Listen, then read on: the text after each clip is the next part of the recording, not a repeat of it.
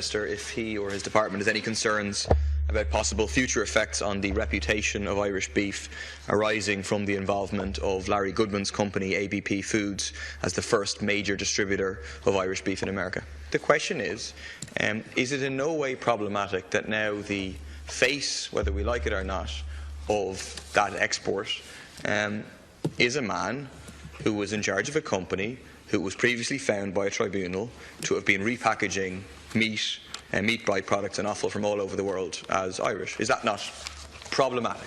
I'm not drawing any inferences that aren't there. I think it's the case that you as a minister welcomed the deal, which is the biggest of all the deals that was done. And we can think back to 1987 when there was a previous major big deal by this man and his company, welcomed by the Irish government, which obviously turned out to be a disaster in terms of export credit insurance taken on by the taxpayer and the cost of that landing on the taxpayer.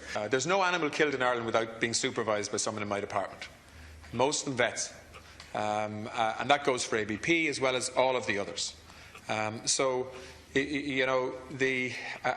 We export beef to 45 different countries. All of the big players are involved in that export story. If we were to refer to the distant past on a regular basis and make inferences from that, I think I'm just not sure what that would serve, quite frankly. Personally, I have little or no relationship with the individual that you've referred to. The minister used the phrase "the distant past," but you don't have to go back to 1987 to find questionable practices happening in a plant owned by this company, obviously implicated in the horse meat scandal, and that's 2 years ago at most. It's not the distant past. It should be recognised the man in question is obviously, or at least previously was, at the centre of a nexus relationship between agribusiness and politicians. If you read the tribunal reports, it pops up again and again about this man meeting Charlie Haughey in his home. So do these people have influence? Have they, the beef industry, as detailed by Pat Rabbitt in this House a number of years ago, made significant donations to the major establishment parties, Fianna Fáil. Please, Deputy, be careful about what you're saying. Certainly. I have no issue about you naming the person. It's in the public domain, but any suggestions or allegations of wrongdoing against a person outside the House is not in order. Yeah, no, I'm not making any new allegations or anything like that about anybody. But the point is, so these things are known facts. Then it's a known fact that this man's is the biggest now beef export to the US, and the minister doesn't really have a problem with that and doesn't think that that could cause damage to other beef exporters who don't have this murky questions over previous business practices, not just in the distant past, but more recently. Thank you. Final reply. We are the only European country that is allowed to export beef into the United States because of those standards, because of the result of an inspection system, of an inspection visit that came from the United States last summer, which involved inspections of a number of ABP plants, which were excellent.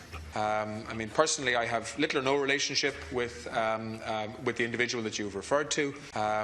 Personally, I have little or no relationship with the individual that you've referred to.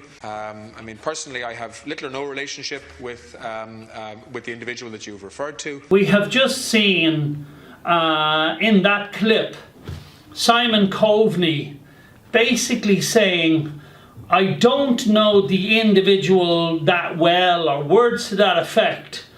And the individual they're talking about is Larry Goodman.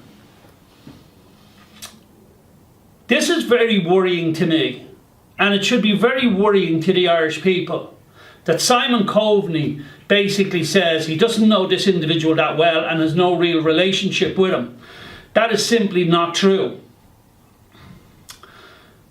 Larry Goodman sat at the head table at Simon Coveney's wedding. Larry Goodman is Simon Coveney's bride's uncle, and they are very well connected. You may remember the company called Greencore. Greencore are the company that were involved in the horse meat scandal, with the Irish meat being supplied from the UK, with the bolognese, the spaghetti bolognese, the sauce provided by Larry Goodman's company. But who is Greencore? Who is the CEO of Greencore? The CEO of Greencore is none other than Patrick Coveney, the brother of Simon Coveney. And all of the other companies are connected with Larry Goodman. That's the first scandal. And to say I have no relationships and giving the impression he doesn't know him is absolutely terrible. Simon Coveney went jetting around America, putting Larry Goodman's companies first as being top grade companies, and his own brother's companies, Greencore, while they were involved in the horse scandal. So it appears to me Simon Coveney's and the Coveney family tentacles go everywhere. Let's move on. Modern day.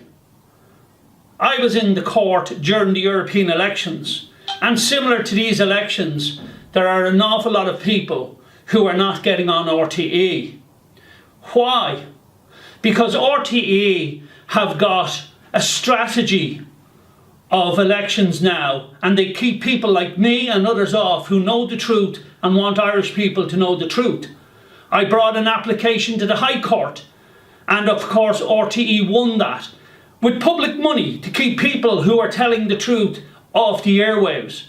But of course the difficulty is all High Court judges are appointed by Fianna Fáil or Fine Gael, those two cheeks of the same arse. But that's not the most worrying thing. The most worrying thing is then let's look into RTE. The strategy they come up with. Who is their director of strategy? Have you guessed yet? It's Rory Coveney. Yes, correct. Another brother of Simon Coveney. This is what's wrong in this country. This is what's wrong with the likes of RTE. This is what's wrong with cosy cartels in government. That's why Fianna Fáil and Fine Gael can sit so tightly together in government. And we need to keep exposing the connections of these families and their connections all over government and all over the corporations that now ruin and rule this country.